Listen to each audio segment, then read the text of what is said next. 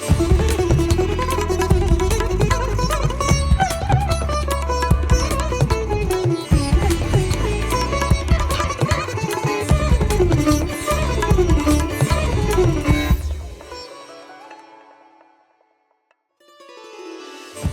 श्री साई राम। साई प्रेम वाणी के हमारे आज के प्रसारण में आप सबका हार्दिक स्वागत है। आज हम आप सबके लिए लेकर आए हैं सुमधुर कार्यक्रमों की मनमोहक कड़ी। आज के प्रसारण में आप अवतार वाणी के अंतर्गत श्री भगवान द्वारा दिए गए एक दिव्य संदेश का एक भाग सुनेंगे। तो चलिए कार्यक्रम का शुभारंभ करते हैं।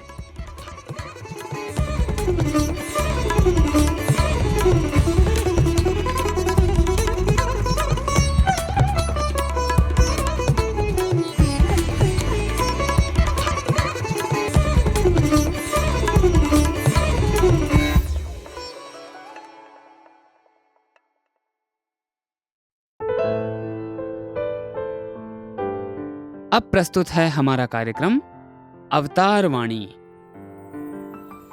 भगवान बाबा द्वारा 3 अगस्त सन 1984 को श्रीमद् भगवद गीता पर दिए गए दिव्य संभाषण का एक भाग आज हम प्रस्तुत करने जा रहे हैं।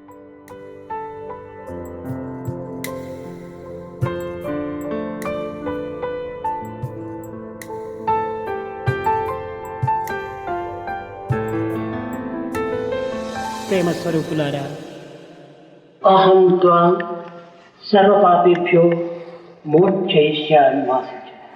ఏ మానవుడు నన్ను శరణాగతి నుండి నన్ను ఆశ్రయించి ఉండును అట్టివాని సకల పాపములను పారద్రోలి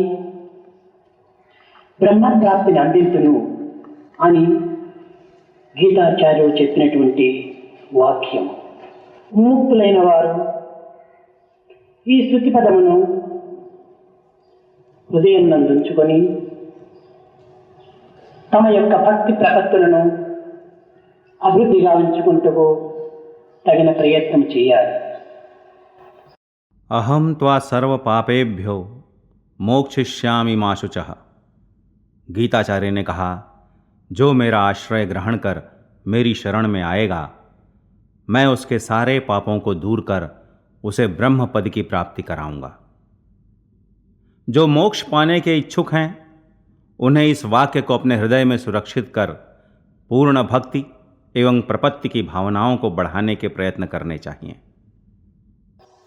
భగవంతుని శక్తి అనంతమైనటువంటిది, మానవుని యొక్క శక్తి అల్పమైనటువంటిది. అనంతములైన ఈ భూమండలమునందు అనేక విధులైనటువంటి యొక్క దృశ్యకల్పితమైనటువంటి ఈ ప్రపంచములో అనేక గోళములు మనకు గోచరమవుతుండాలి. దీనిని భూతాకాశం అని కూడా చెప్పబడుతూ వచ్చింది. ఈ స్థూల జగత్తునందు సమస్త మండలము కూడా చేరి ఉండటం చేత ఇది బ్రహ్మాండమని కూడా పిలువబడుతూ వచ్చింది. ఈ భూతాకాశం అనేటువంటిది భగవంతుని యొక్క శక్తిలో ఒక అంశము మాత్రమే. ఈ మండలములంతా కూడాను భగవంతుని యొక్క పాదము చే ఆవరింపబడినటువంటిది కనుక భగవంతుని యొక్క ఘనత్వమును భగవంతుని యొక్క విశ్వస్వరూపమును గుర్తించటము అసాధ్యము. भगवान की शक्ति अनंत है, मानव की शक्ति अल्प है। इस दृश्य कल्पित भूमंडल से देखने पर इस अनंत आकाश में अनेक ग्रह दिख पड़ रहे हैं। इसे ही भूताकाश कहते हैं। इस स्थूल जगत में सभी मंडलों के होने के कारण इसे ब्रह्मांड कहा गया है। यह भूताकाश ईश्वर की शक्ति में एक अंश मात्र है। यह समस्त भूमंडल भगवान के एक चरण से ढक दिया गया।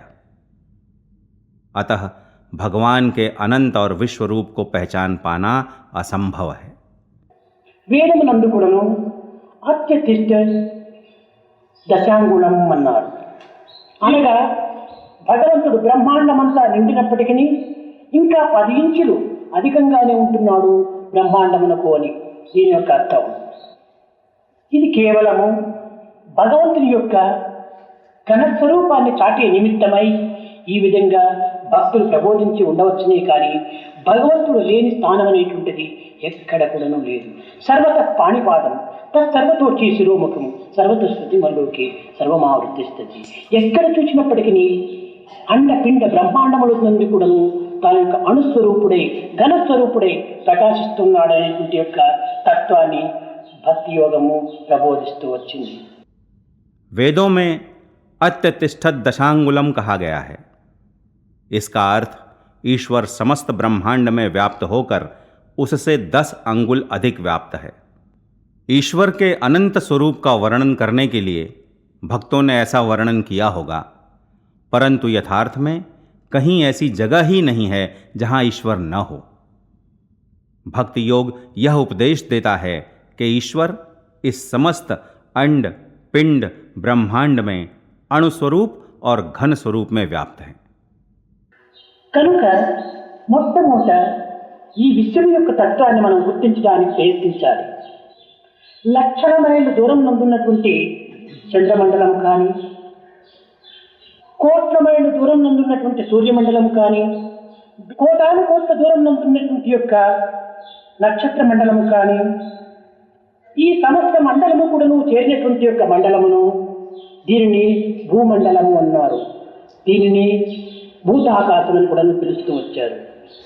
ఇది స్థూల స్వరూపములకు సంబంధించినటువంటిది. ఇంత పెద్ద భూతాకాశము అగమ్యగోచరమైనటువంటిది, అప్రమాణమైనటువంటిది, అపురూపమైనటువంటి యొక్క భూమండలము చిత్తాకాశములో ఎక్కడో ఒక భాగంగా చిన్నదిగా కనిపిస్తూ వస్తున్నారు. ఈ చిత్తాకాశమే సూక్ష్మమైనటువంటి మనో ఆకాశం, సూక్ష్మమైనటువంటిది. ఈ ఆకాశములో ఈ భూతాకాశము ఎక్కడో అణుమాత్రంగా ఉండినట్టుగా కనిపిస్తుంది. अतः सबसे पहले विश्व के तत्व को समझने का प्रयत्न करना चाहिए. लाखों मील की दूरी पर स्थित चंद्रमंडल, करोड़ों मील की दूरी पर स्थित सूर्यमंडल, असंख्य करोड़ों मील की दूरी पर स्थित तारामंडल, सभी मंडलों से युक्त इस मंडल को ही भूमंडल कहा गया. इसे ही भूताकाश कहा गया है. यह स्थूल स्वरूप है. इतना बड़ा भूताकाश अनंत अगोचर और माप से परे है. अत्यंत अद्भुत यह भूमंडल चित्ताकाश का एक छोटा सा अंश है.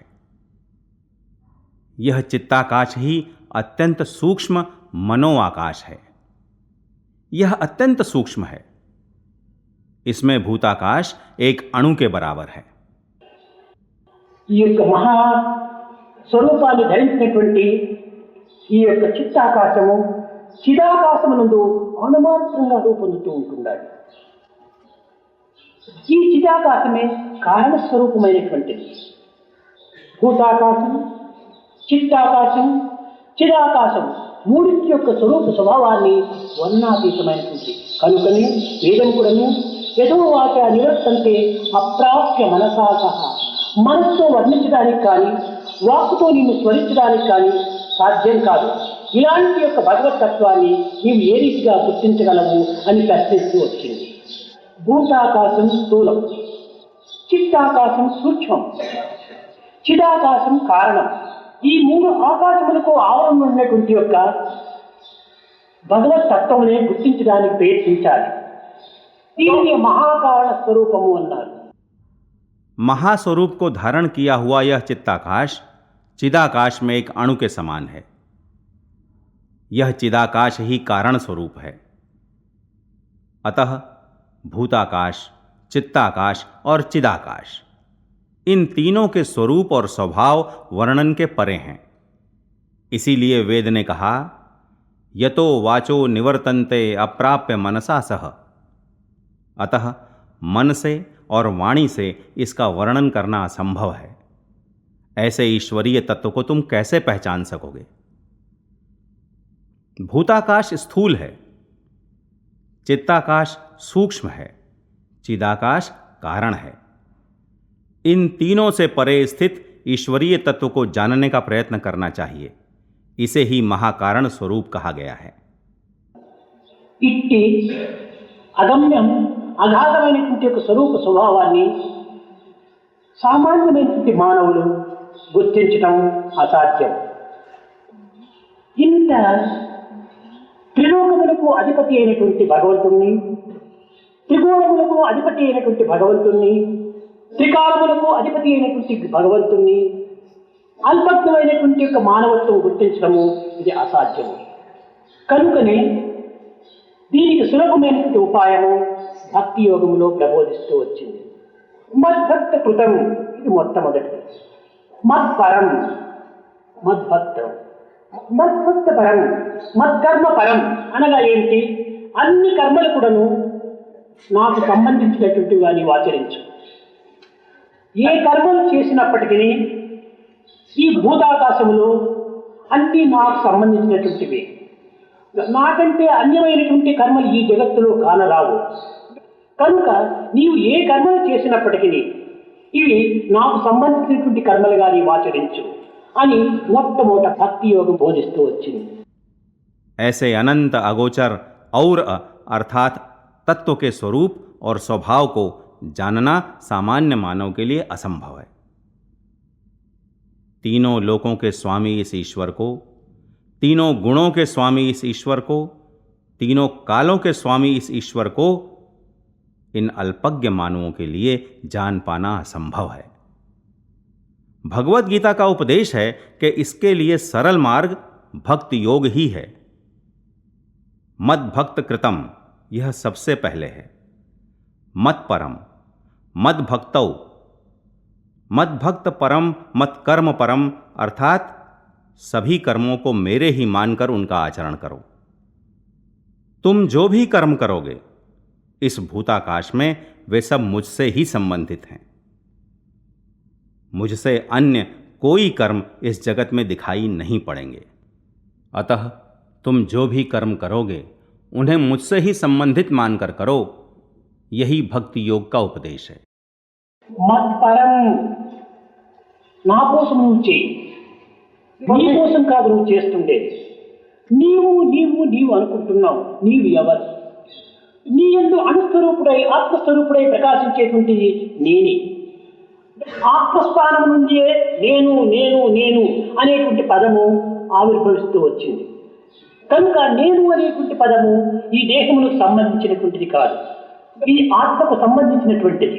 ఆత్మ యొక్క రియాక్షనే, ఆత్మ యొక్క రిఫ్లెక్షనే, ఆత్మ యొక్క రీసౌండే. కనుకని ఈ నేను అనేటువంటి పదము దేహములకు కానీ, మనసులకు కానీ, బుద్ధికి కానీ, ఇంద్రియములకు కానీ సంబంధించినటువంటిది కాదు. ఇట్టి దేహ మనోతత్వములకు అతీతమైనటువంటి యొక్క నేను అనేటువంటి యొక్క పదము ఆత్మకు సంబంధించినటువంటిది. मत परम मेरे लिए ही तुम करो। तुम जो कुछ कर रहे हो वह स्वयं के लिए नहीं। तुम बार बार तुम कह रहे हो तो तुम कौन हो? अणुस्वरूप और आत्मस्वरूप के रूप में तुम में जो प्रकाशमान है वह मैं ही हूं। आत्मा के स्थान से ही मैं का शब्द उत्पन्न हो रहा है। अतः शब्द मैं का संबंध इस शरीर से नहीं है, यह आत्मा से संबंधित है। यह आत्मा की ही प्रतिक्रिया है, यह आत्मा का ही प्रतिबिंब है, आत्मा की ही प्रतिध्वनि है। अतः यह शब्द मैं न तो शरीर से, न मन से, न बुद्धि से और न ही इंद्रियों से संबंधित है। शरीर और मानसिकता से परे इस शब्द मैं का संबंध आत्मा से है। నీవు ఏమి చేసినప్పటికీ ఆత్మతృప్తి నిమిత్తమై ఆచరిస్తూ ఉన్నావు. ఇలాంటి యొక్క రహస్యాన్ని నీవు గుర్తించుకోలేక ఏదో బాహ్యమైనటువంటి దేహమే నేను భావించి ఈ మాయలో మునిగి కేవలం నాది, నేను, నావారు అనేటువంటి యొక్క ప్రాంతిలో నీవు కొట్టుకొని పోతున్నావు. కనుక ఏది చేసినప్పటికీ నా తృప్తి నిమిత్తమే నీవు చేస్తున్నావు. ఆ పరమే నీవు ఆచరిస్తున్నావు. నీవు నా ఏజెంట్గా నీవు ప్రవర్తిస్తున్నావు. కనుక ఇది మత్పరం, నా కోసమే నువ్వు ఆచరిస్తున్నావు. ఈ సత్యాన్ని నువ్వు గుర్తించుకో. तुम जो कुछ भी कर रहे हो वह आत्मा की संतुष्टि के लिए कर रहे हो। इस रहस्य से अनभिज्ञ रहते हुए माया में डूबकर इस बाह्य शरीर को ही मैं मानकर मेरा, मैं, मेरे अपने कहते हुए भ्रम में बहे जा रहे हो। जो कुछ भी कर रहे हो मेरे ही संतुष्टि के लिए कर रहे हो, मेरे ही अधीन रहकर कर रहे हो। तुम मेरे एजेंट के रूप में काम कर रहे हो। मत परम, मेरे लिए ही तुम आचरण कर रहे हो। इस सत्य को तुम याद रखो। మద్భక్త ఈ భక్తుడు అనేటువంటి దానిలో ఉన్నటువంటి రహస్యాన్ని మనం ప్రధానంగా గుర్తించాలి. భక్తి అనేటువంటిది ప్రేమతత్వమునకు ప్రతిబింబం. ఈ ప్రేమతత్వం అనేటువంటిది కేవలం ఆత్మస్థాయి నుండి ఆవిర్భవించేటువంటిది. ఆత్మకు ప్రతిఫలమే, ప్రతి పేరే ఈ యొక్క ప్రేమ. అంతేకాని ప్రేమ అనేటువంటిది ఈ లౌకిక సంబంధమైనటువంటి దీనికి ఏమాత్రం కూడా సమన్వయం చేసినటువంటిది కాదు. కనుక ఈ ప్రేమతత్వం అనేటువంటి దానిని భక్తిపూర్వకంగా మనం భావిస్తూ వచ్చాం. ఏది చేసినప్పటికీ హృదయం నుండి రావాలి ఈ యొక్క ప్రేమతత్వం. मद्भक्तः शब्द भक्त में निहित रहस्य को विशेषतः जानना चाहिए। भक्ति प्रेम तत्व का प्रतिबिंब है। यह प्रेम तत्व आत्मा से उत्पन्न होता है। आत्मा के नाम और प्रतिफलन ही यह प्रेम है। प्रेम कदापि लौकिक नहीं है। अतः इस प्रेम तत्व को ही भक्ति के रूप में भावना कहते हैं। जो कुछ भी करते हैं वह प्रेम तत्व हृदय से निःसृत होना चाहिए। ఇలాంటి పరిస్థితి యందు మనము ఏమి చేసినా, ఏమి తలచినా, ఏమి చెప్పినా అన్నీ కూడా భగవత్పరమైనటువంటివిగా మనం భావించుకుంటూ రావాలి. దీనిని సర్వకర్మ భగవత్ప్రీత్యార్థం అన్నారు. సుప్తావస్థ యందు నేను ఈ దేహ నిమిత్తమై ఆచరిస్తున్నానని నీవు భ్రమించవచ్చు. కానీ నిద్రావస్థ యందు ఎవరి నిమిత్తమై నీవు నిద్రపోతున్నావు? కేవలం నీ నిద్రావస్థ చేత దేహము కొంతవరకును విశ్రాంతిని పొందవచ్చు, మనస్సు శాంతిని అందుకోవచ్చు. ఈ శాంతి విశ్రాంతులు ఎవరి నిమిత్తం? కనుక ఇక్కడ ప్రేమ, ఆత్మ అనేటువంటి నేను నేను అనేటువంటి తత్వ నిమిత్తమై నీవు ఇన్ని కర్మలు ఆచరిస్తున్నావు. కనుక మనము భోజనము కానీ, నిద్ర కానీ, ఆనందము కానీ, భోగభాగ్యములు కానీ అన్ని కూడాను ఆత్మ నిమిత్తమై మనం ఆచరిస్తున్నాము. तब जो कुछ किया जाए, विचारा जाए, कहा जाए, सब ईश्वर के अधीन ही होंगे। इसी को सर्व कर्म भगवत प्रीत्यर्थम कहा गया है। जागने की स्थिति में तुम भ्रमित हो सकते हो कि तुम देह के लिए कर रहे हो, परंतु निद्रा की स्थिति में तुम किसके लिए सो रहे हो? नींद के कारण तुम्हारा देह कुछ आराम पा सकता है, मन शांति प्राप्त कर सकता है। ये शांति और आराम किसके लिए हैं? यहां प्रेम और आत्मा के रूप में विद्यमान मैं के लिए इतने कर्म कर रहे हो। अतः भोजन, नींद, आनंद, सुख भोग इत्यादि हम आत्मा के लिए कर रहे हैं। దీనిని మైత్రేయికి బోధించే సమయం లోపల తన భర్త అనేక విధములుగా దీని యొక్క సన్నిహిత సంబంధ బాంధవ్యాన్ని నిరూపిస్తూ వచ్చాడు. ఎవరి నిమిత్తమై నీవు ప్రేమిస్తున్నావు నన్ను? భార్య నిమిత్తమై భర్త భార్యను ప్రేమించటం లేదు. భర్త నిమిత్తమై భార్యను భర్త ప్రేమిస్తున్నాడు. తల్లి కుమారుణ్ణి ప్రేమిస్తుండాలని మనం భావిస్తున్నాము. కాదు కాదు, తల్లి నిమిత్తమై తల్లి కుమారుణ్ణి ప్రేమిస్తుండాలి. గురువు శిష్యుడిని ప్రేమిస్తున్నాడు అన్నారు. శిష్యుడి నిమిత్తమై గురువు ప్రేమించడం లేదు, గురువు నిమిత్తమై గురువు శిష్యుడిని ప్రేమిస్తున్నాడు. కానీ ఈ సాధన వర్గంలో కూడినటువంటి యొక్క మానవుల యొక్క తత్వము ఈ రీతిగా ఉంటుంటుంది. భక్తులు భగవంతుని ప్రేమిస్తున్నారు, కేవలం భగవంతుని నిమిత్తం కాదు, భక్తుల నిమిత్తమై భక్తులు భగవంతుని ప్రేమిస్తున్నారు. అయితే ఇక్కడ చిన్న రహస్యాన్ని మనం గుర్తించాలి.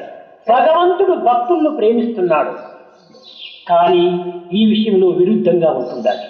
భగవంతుడు భగవంతుని నిమిత్తమై భక్తులను ప్రేమించడం లేదు, భక్తుల నిమిత్తమై భగవంతుని ప్రేమిస్తున్నాడు. కారణం ఏమనగా తనకు అవ్యక్తుడు, అతనికి ఏమీ తన అనేటువంటి యొక్క పర అనేటువంటి భేదములు లేవు. ఎక్కడ వ్యక్తిత్వం అనేటువంటిది, స్వార్థం అనేటువంటిది ఒక తేలాడుతుంటారో ఆ స్థాయి యందు మాత్రమే ఇది స్వార్థం అనేటువంటిది, నేను నువ్వు అనేటువంటి భావములు ఇక్కడ గోచరిస్తూ వస్తుంటాయి. భగవంతుని యందు ధన పర అనేటువంటి భేదములు ఏమాత్రము లేదు. इसी तथ्य को पति अपनी पत्नी मैत्रेयी को अनेक प्रकार से समझा रहा है. तुम किसके लिए मुझसे प्रेम कर रही हो? पत्नी के लिए पति पत्नी से प्रेम नहीं कर रहा है, पति स्वयं के लिए पत्नी से प्रेम कर रहा है. हम विचारते हैं कि माँ बेटे से प्रेम करती है. नहीं नहीं, माँ स्वयं के लिए बेटे से प्रेम करती है. कहते हैं कि गुरु शिष्य से प्रेम करता है. शिष्य के लिए नहीं, बल्कि गुरु स्वयं के लिए शिष्य से प्रेम कर रहा है. मानव का स्वभाव कुछ ऐसा ही होता है. भक्त भगवान से प्रेम करते हैं, परंतु ईश्वर के लिए नहीं, केवल स्वयं के लिए भक्त भगवान से प्रेम कर रहे हैं. लेकिन यहां हमें एक छोटे से रहस्य को समझना है. भगवान भक्त से प्रेम कर रहा है. यहां की स्थिति उक्त नियम के विपरीत होती है. भगवान स्वयं के लिए नहीं, बल्कि भक्तों के लिए भक्तों से प्रेम कर रहा है. इसका कारण भगवान अव्यक्त है. उसके लिए अपना पराया जैसे अंतर नहीं है. जहां व्यक्तित्व और स्वार्थ जैसे तत्व होते हैं, उस स्तर पर तुम और मैं जैसी भेद भावनाएं दिख पड़ती हैं. भगवान में अपना पराया जैसी भेद भावनाएं रत्ती भर भी नहीं हैं. కనుక మత్కర్మకృతం, మత్పరం, మద్భక్త అనేటువంటి యొక్క తత్వములు ఇది భక్తులకు సంబంధించినటువంటిది, ఉపాసన వర్గంకు ఎంతో తోడ్పడేటువంటివి. అయితే ఈ మానవుని యొక్క శక్తి సామర్థ్యములు అల్పమైనటువంటివి అయినప్పుడు దీని యొక్క తత్వం మనం ఏ రీతిగా గుర్తించాలి? ఒక్క వ్యక్తికి ఏదో కొంత గాలి కావాలనుకుంటే ఒక ఫ్యాన్ చేతిలో పెట్టుకొని అన్ని విధాలా శ్రమపడితే కూడాను కించిత్తైనా గాలి తనకు చోకటం లేదు. జుంజు మారుతమే వీచినప్పుడు సముద్రం కూడాను అలలుగా బయలుదేరి ఉప్పెన కూడాను బయలుదేరుతుంది. చెట్టు వేళ్ల వరకు కూడాను కూలిపోతుంది. ఇంత పెద్ద గాలిగా వస్తుంది. ఇది ఎవరి శక్తి? మానవుడు వీచుకునేటువంటి యొక్క ఫ్యాన్ గాలి అల్పమైనటువంటిది, వీడి శక్తి చాలా తుచ్చమైనటువంటిది. కానీ భగవత్ శక్తి జుంజు మారుతము ఇది చాలా అఖండమైనటువంటిది. మానవుడు ఒక భాగం నుండి నీరు తోరినప్పుడు లేక పంప్ సెట్లు పెట్టి కొట్టినప్పుడు ఏదో కొంతవరకు నీరు మాత్రమే వానికి ప్రాప్తిస్తుంది. కుంభవర్షమే కురిసినప్పుడు నదులు ఊర్లు కూడా ఏకమైపోతాయి. అది భగవత్ శక్తి. ఈ పంప్ శక్తి మానవ శక్తి. ఒక గృహంలో మనకు వెలుతురు రావాలన్నా ఒక తైలపు బొట్టు దీపము లేక ఒక ఎలక్ట్రిక్ బల్బు మనం వేసుకుంటాం. ఆ యొక్క లైట్తో మనం ఆ గృహంను మాత్రమే మనం సరిదిద్దుకుంటాం. కానీ సూర్యోదయం ఏంటంటే సర్వత్రా కూడా ప్రకాశము, అడవి యందు, గుట్ట యందు, చెట్టు యందు, ఇంటి యందు సర్వత్రా కూడా ప్రకాశము ప్రసరిస్తూనే ఉంటుంటారు. ఇది దైవశక్తి. దీపము మానవ వ్యక్తిత్వం యొక్క శక్తి. ఇంత శక్తి కలిగినటువంటి అఖండ శక్తి కలిగినటువంటి దైవత్వాన్ని ఈ అల్పశక్తితో కూడినటువంటి మానవుడు ఏ రీతిగా చేరడానికి వీలవుతుంది? मत कर्म कृतम मत परम मत भक्त, ये शब्द और तत्व भक्त से संबंधित हैं. ये उपासना में अत्यंत सहायक हैं. मानव की शक्ति और सामर्थ्य के अल्प होने पर इसके तत्व को कैसे पहचाना जा सकता है? हवा की अपेक्षा में एक व्यक्ति के हाथ में पंखा धरने मात्र से जरा सी भी हवा नहीं आ रही है. बवंडर के उठने पर समुद्र में ऊंची लहरें उठती हैं, बाढ़ सी आ जाती है, पेड़ जड़ से उखड़ जाते हैं, तेज हवा चलती है. यह किसकी शक्ति है? मानव के पंखा झलने पर जो हवा आती है वह अत्यंत अल्प है. इसकी शक्ति अत्यंत तुच्छ है. परंतु ईश्वर की शक्ति बवंडर के रूप में अत्यंत शक्तिशाली होकर बहती है. जब मानव कुएं से पानी निकालता है अथवा कोई पंप सेट लगाकर पानी खींचता है तो उसे थोड़ी सी मात्रा में पानी प्राप्त होता है. परंतु जब मूसलाधार वर्षा होती है तब नदियां और गांव सब एक हो जाते हैं. यह ईश्वरीय शक्ति है और ये पंप सेट मानव की शक्ति. घर में उजाला चाहने पर हम एक दिया जलाते हैं या बिजली का बल्ब जलाते हैं और उसी के प्रकाश में घर के काम निपटाते हैं. परंतु जब सूर्योदय होता है तब सर्वत्र प्रकाश फैल जाता है। जंगल में, चट्टानों पर, पेड़ों पर, घर में सर्वत्र प्रकाश फैलता है। यह दैवी शक्ति है और छोटा सा दिया मानव की शक्ति। ऐसी अनंत शक्ति संपन्न दिव्यता तक अल्प शक्ति युक्त मानव कैसे पहुंच सकता है? దీనికి శరణాగతి అన్నారు.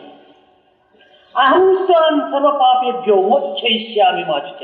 అహం త్వాం, నేను నీ యొక్క దుఃఖములను, నీ యొక్క పాపములను పరిహారం చేసి నా స్థానమైనటువంటి యొక్క బ్రహ్మపదమును నీకు అందిస్తానన్నాడు.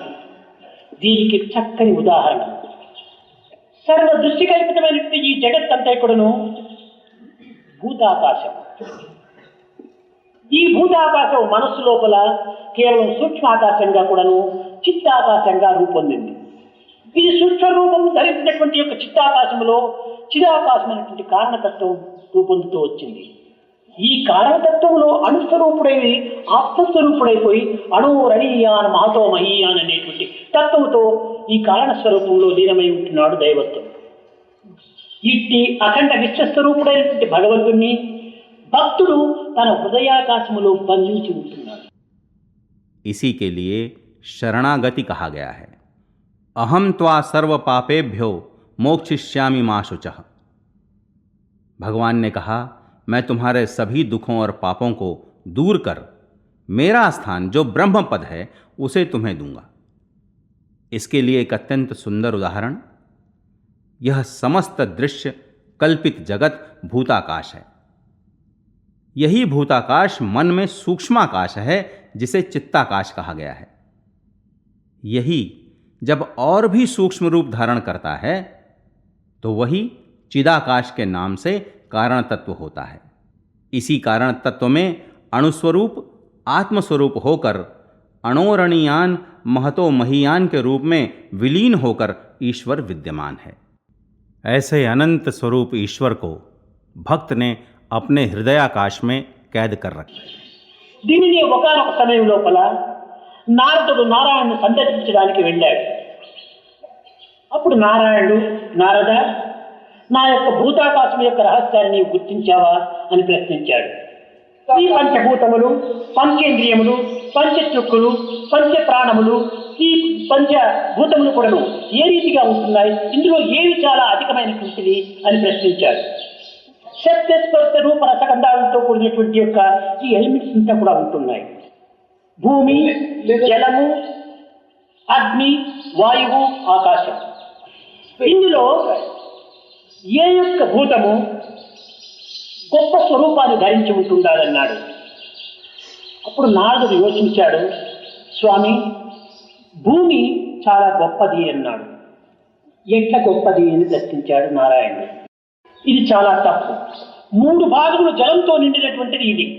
3 భాగములు జలంతో నిండినటువంటి భూమి అనేక విధములుగా ఒక భాగమే కనిపిస్తూ ఉంటుండాలి. ఇంత పెద్ద భూమిని నీరు మృంగి ఉంటుండాలి. కనుక మృంగబడినటువంటిది గొప్పనా, మృంగినటువంటిది గొప్పనా అన్నాడు. జలం గొప్పది స్వామి, మృంగింది కనుక ఇది చాలా గొప్పది అన్నాడు. అయితే నారద, ఇంత గొప్పదైనటువంటి ఈ జలము అగస్త్యుడు ఒక్క తూరి ఆపోహం తీసుకున్నాడే, కాబట్టి అగస్త్యుడి గొప్పవాడా, జలం గొప్పదా అని. అవునవును, అగస్త్యుడే గొప్పవాడు స్వామి అన్నాడు. ఇంత గొప్ప అగస్త్యుడైనటువంటి వాడు ఆకాశంలో ఒక నక్షత్ర స్వరూపుడై ఉంటున్నాడు కనుక ఆకాశం గొప్పదా, అగస్త్యుడు గొప్పవాడా అన్నాడు. ఆకాశం గొప్పది. ఆకాశం గగనం శూన్యం, అనంతమైన ఆకాశం, ఇది చాలా గొప్ప స్వామి అన్నాడు నారదుడు. భూమి ఆకాశము రెండూ చేరినటువంటి దానిని భగవంతుడు ఒక్క పాదం క్రింద తీసుకున్నాడు. కాబట్టి భగవంతుని పాదమే గొప్పదిగా ఉన్నప్పుడు భగవంతుని ఎంత గొప్పవాడో యోచించుకోమన్నాడు. అతని పాదమే అంత గొప్పదిగా ఉండేటప్పుడు అతని ఆకారం ఇంకెంత గొప్పది. ఇంత గొప్ప భగవంతుణ్ణి భక్తుడు హృదయమంత్రంలో బంధించినాడు. కాబట్టి భగవంతుడు గొప్పవాడా, భక్తుడు గొప్పవాడా. एक बार नारद नारायण के दर्शन करने गए।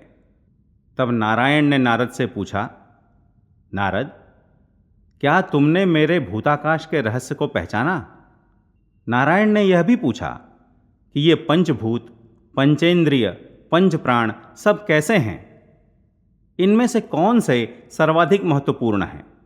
ये तत्व शब्द, स्पर्श, रूप, रस गंध आदि से युक्त हैं। भूमि, जल, अग्नि, वायु, आकाश। नारायण ने पूछा कि इनमें से कौन सा भूत महान रूप धारण किए हुए है। कुछ विचारने के बाद नारद ने कहा, स्वामी, भूमि महान है। नारायण ने पूछा, कैसे महान है? जल 3 भाग है और धरती का एक ही भाग दिखाई पड़ रहा है। इतनी बड़ी धरती को जल ने निगल लिया है। नारायण ने पूछा, निगलने वाला महान है या जो निगला गया है वह महान है? नारद ने कहा, स्वामी, जल महान है क्योंकि उसने धरती को निगल लिया है। नारायण ने पूछा, नारद, इतनी महान जल राशि को अगस्त्य ने एक घूंट में निगल लिया, फिर जल महान है या अगस्त्य महान? नारद ने कहा, हाँ, अगस्त्य ही महान है। नारायण ने कहा, इतना महान अगस्त्य एक तारे के रूप में आकाश में है, फिर आकाश महान है या अगस्त्य महान है? नारद ने कहा, अनंत आकाश ही महान है। नारायण ने कहा, धरती और आकाश को भगवान ने एक पैर के तले रख दिया। जब भगवान का पैर ही इतना महान है तो फिर विचारो कि वह भगवान और कितना महान होगा, उस भगवान का स्वरूप और कितना महान होगा। इतने महान भगवान को भक्त ने अपने हृदय में कैद कर लिया है, फिर भगवान महान है या भक्त? अभी आप सुन रहे थे अवतार वाणी। आज आपने भगवान बाबा द्वारा सन 1984 में श्रीमद् भगवद गीता पर दिए गए दिव्य संभाषण का एक भाग सुना।